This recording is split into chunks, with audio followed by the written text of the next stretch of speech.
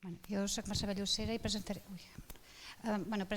les activitats que hem estat fent amb l'Adriano Camps, amb el Carlos López i tots estudiants i col·laboradors que hem estat treballant en observació de la Terra i algunes aplicacions d'intel·ligència artificial. A veure...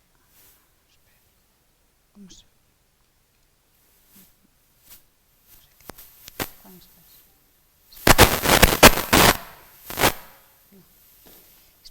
És esto. Vale, ja està. Vale, perdoneu. Bueno, nosaltres estem en el grup de ComSens Lab de la Universitat Politècnica de Catalunya i també perteneixem a l'IEC i hem estat treballant principalment d'observació de la Terra. Nosaltres venim del camp d'observació de la Terra i ara darrerament, però fa molt poquet, hem intentat introduir alguns conceptes d'intel·ligència artificial amb algunes explicacions que us aniré explicant ara. Com deia, som enginyers de telecomunicacions, la majoria, i per tant el que vam començar és a desenvolupar, dissenyar diferents sensors per observació de la Terra, tant en les freqüències de microones principalment, i també hi ha algun en el departament que treballa també en l'òptica amb LIDAR. Però tampoc dintre del disseny no només ens quedem en el disseny i desenvolupament de sensors, sinó que hem anat més enllà en anàlisis de dades, explotació d'aquestes i intentar desenvolupar diferents aplicacions. Aquí, per exemple, tenim un exemple amb una col·laboració amb l'empresa Muse, en el qual s'ha desenvolupat un GPSAR multifreqüència, és a dir, detecta en diferents freqüències i és això que us comentava, no només ens quedem amb la implementació o el desenvolupament de l'instrument, sinó amb analitzar les dades i arribar al desenvolupament d'aplicacions. En la part més, ens hem focalitzat principalment en el que us deia, en sensors passius i després els sensors actius. Dintre de la part dels sensors passius, una mica la història del que hem estat. Vam començar sobretot involucrats en les activitats relacionades amb la missió SMOS de l'Agència Espacial Europea, que el que pretenia era obtenir la humitat de la Terra i la salinitat del mar. I per un costat vam estar molt, els membres del grup, amb el que era el desenvolupament de l'instrument MIRAS, era un instrument totalment nou, i per altra banda després també, el que comentàvem, intentar amb l'Institut de Ciències del Mar vam crear el BEC, que és el Barcelona Expert Center, per distribuir diferents mapes. Ells sobretot en la part de salinitat i d'això ho generen des de l'Institut de Ciències del Mar, que estem col·laborant en molts projectes, i nosaltres hem estat treballant més en la part de la humitat de la Terra. Per altra banda, en el 2000, sobretot el professor Adriano Camps va intentar obrir una altra línia d'investigació, en la qual també no és directament passiu, però el que fem és utilitzar dades d'oportunitat. S'utilitzen les dades de GPS per inferir també diferents aspectes, com humitat, alçada de la vegetació, entre d'altres. I en el 2007 també, que tots aquests instruments, aquestes dades, són dades amb potències molt baixes i es veuen molt afectades per qualsevol possible interferència. Per tant, també es van desenvolupar alguns instruments, concretament el Fènix, que va sortir una spin-off d'aquí també, que el que intenta és detectar les interferències i sobretot també mitigar-les, reduir-les.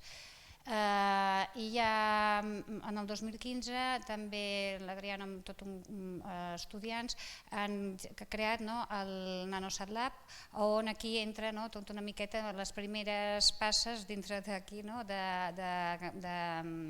de dissenyar CubeSats, nanosatèl·lits, per tota aquesta nova estratègia, és molt alineat la nova estratègia New Space. Aquí ja comencem a entrar una miqueta en algunes de les aplicacions que hem fet, són les primeres passes que fem. Aquí el que teníem nosaltres dels satèl·lits MOS, que la resolució espacial és bastant baixa, són uns 25 quilòmetres de resolució d'humitat, això es pot aplicar molt poc, però hem havíem treballat ja amb altres tècniques per millorar la resolució espaial i estem ara distribuint mapes a 1 quilòmetre de resolució. Però què passa? Que aquestes tècniques també són models que utilitzem i vam intentar baixar a 60 metres amb les dades de Sentinel, però amb les tecnologies que teníem nosaltres, i veiem que els resultats no semblaven del tot correctes. I vam dir, intentem aplicar intel·ligència artificial, utilitzem bastantes bandes de freqüències i els diferents índexs. A més, també estem utilitzant la temperatura, això de Sentinel, però també la temperatura superficial, models d'elevació del terreny, etc. I tot això combinat, ara sí que vam fer un primer estudi en el centre de la península Ibèrica, on sabem la Universitat de Salamanca tenen tots els sensors per intentar després també validar el que ens està donant. I per això ho hem fet aquí i després també hem fet alguns mapes a Catalunya. Després, més o menys, el que tenim és això, els predictors estarien a diferents resolucions, 60 metres, alguns 9 quilòmetres, diferents resolucions, que el que fem és per desenvolupar el nostre sistema és passar-ho tot a 25 quilòmetres, que és on seria el nostre truth, gran truth, i a partir d'aquí fem córrer l'algoritme amb 80% de dades d'entrenament i 20% de testeig. Els resultats són bastant bons, dona la sensació que tenim unes correlacions de 0,82 i aquest seria un exemple de mapa. Ens dona la sensació que als extrems encara ens queda alguna cosa per poder millorar, per veure què està passant. I el que volem, ara estem aquí, intentant validar i veure si aquests mapes són reals o no. Però sí que quan correles una miqueta amb imatges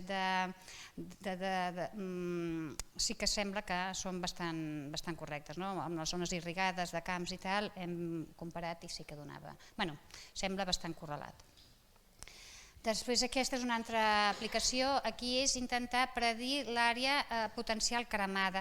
En els bombers moltes vegades no els interessa tant la probabilitat que s'iniciï un foc, sinó aquest foc serà molt gran, quina probabilitat és que siguin les extensions, i més ara amb el canvi climàtic, els focs aquests tan grans, de sisena generació, no sé com anomenen, és important.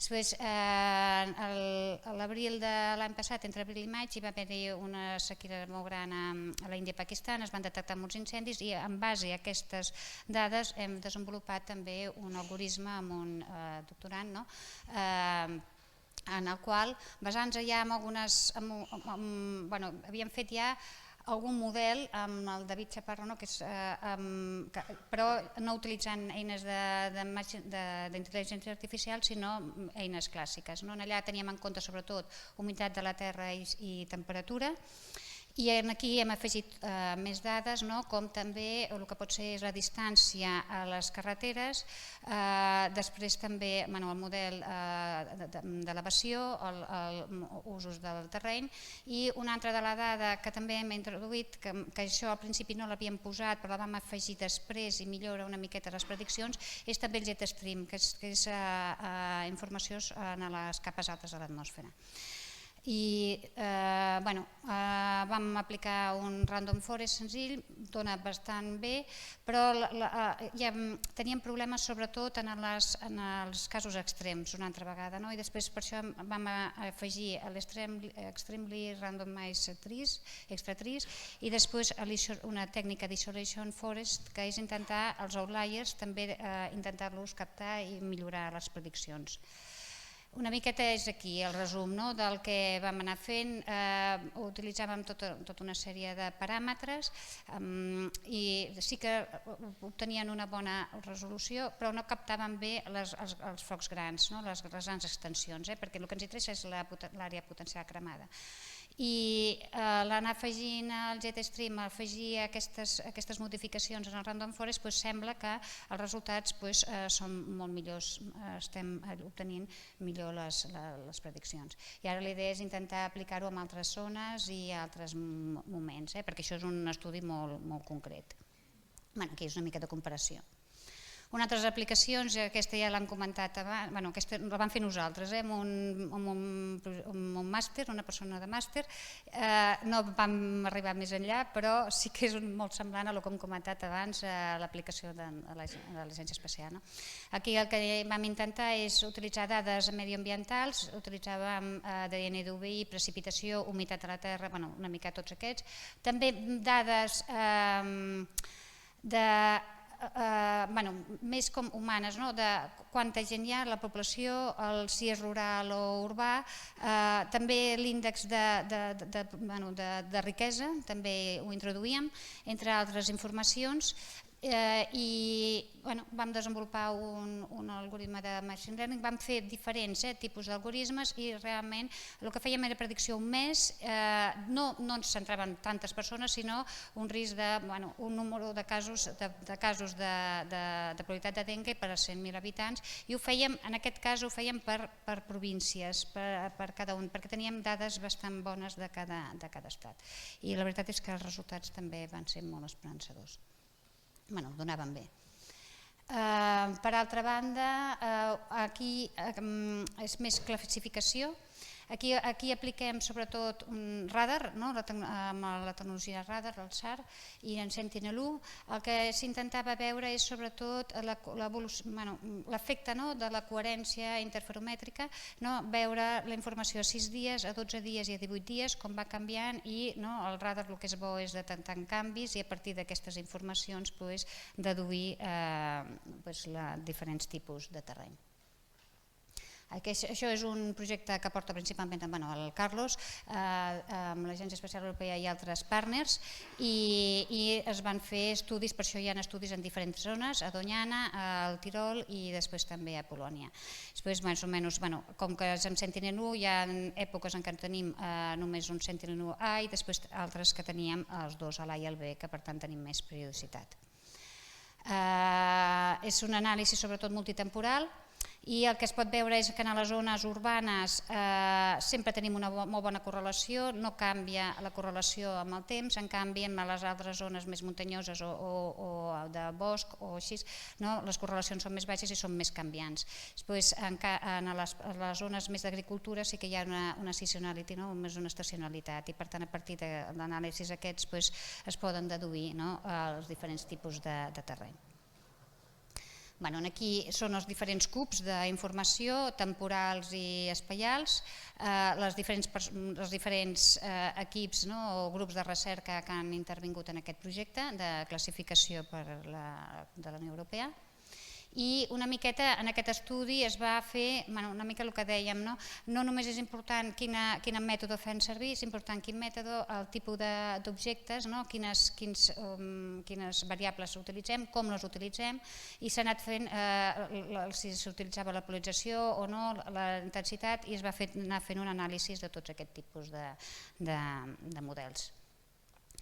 Aquí una mica els resultats finals, com les avantatges d'utilitzar diferents informacions, i també el que veiem és que la millor prestacions les teníem a Doñana, i és principalment perquè les dades eren les més fiables, eren les dades més... El Ground Truth el teníem millor, i per tant realment el tenir unes dades bones i un Ground Truth bo et garanteix o t'ajuda a garantir millor resolució o que el resultat sigui més fiable, i és important. Aquí una miqueta, fixeu-vos, vam utilitzar moltes dades, però realment en poques és on està continguda la major part de la informació, les més importants.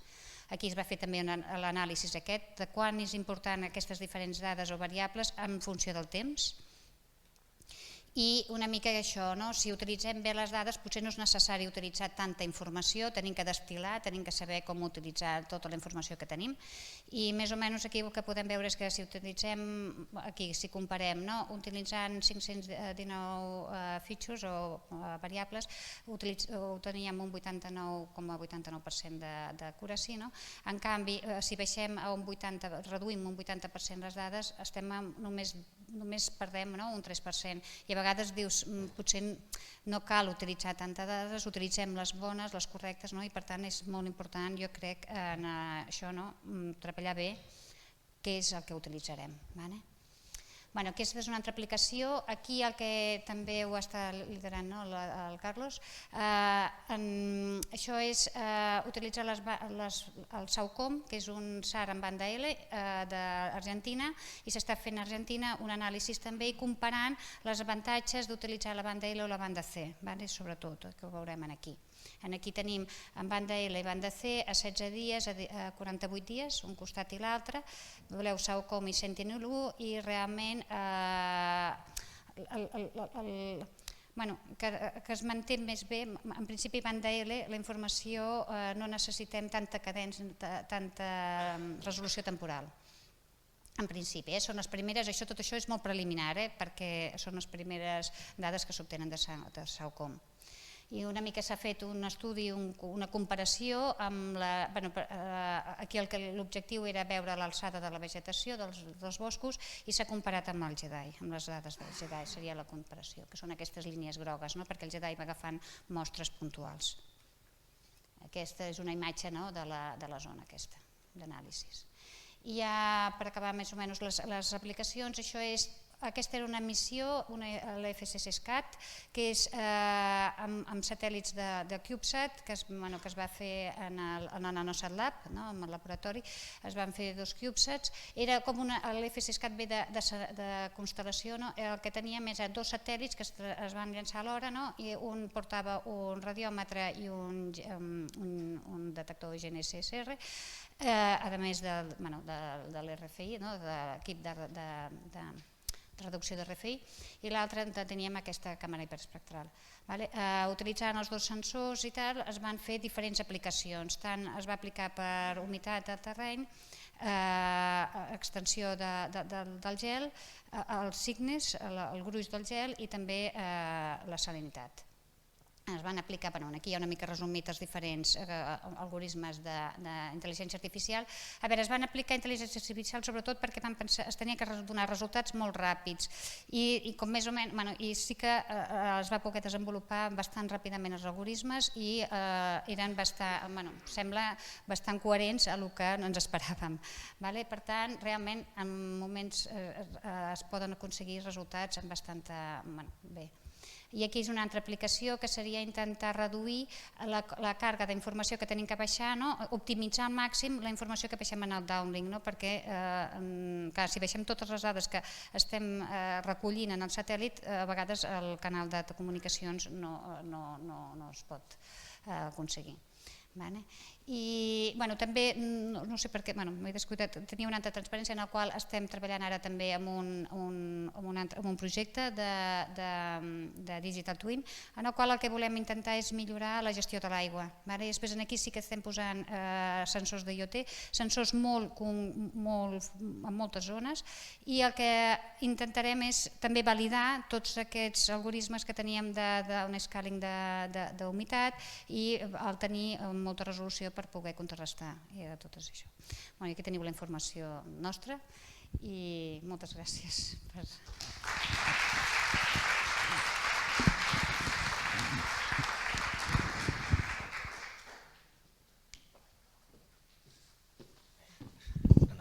Gràcies, Mercè. Algú té alguna pregunta, algun dubte, algun comentari sobre la feina feta a la UPC i al grup concret?